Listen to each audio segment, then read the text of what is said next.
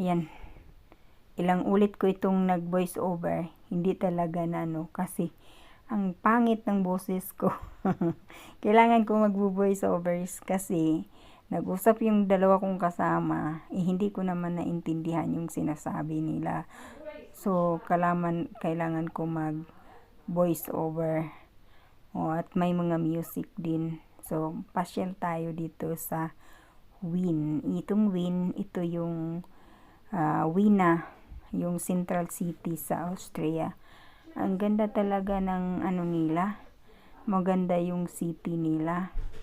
Ang laki ng kanilang city.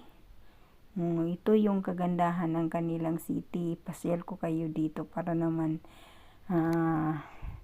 makikita niyo din.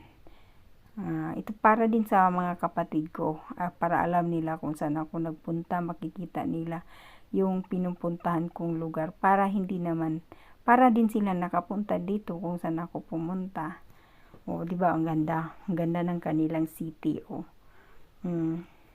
Hindi ko na alam tuloy kung anong sasabihin ko, kasi hindi talaga ako maganda mag voice over. Ang pangit ng boses ko. Kailangan talaga na mag voice over ako para naman hindi yung marinig yung pinag-usapan nila. Ayaw ko naman na baka kung ano yung sinasabi nila tapos hindi naintindihan. Mabuti na lang itong mag voice over ako, kahit pangit yung boses ko, pasensyahan nyo na. Hindi ko na alam kung anong sasabihin ko para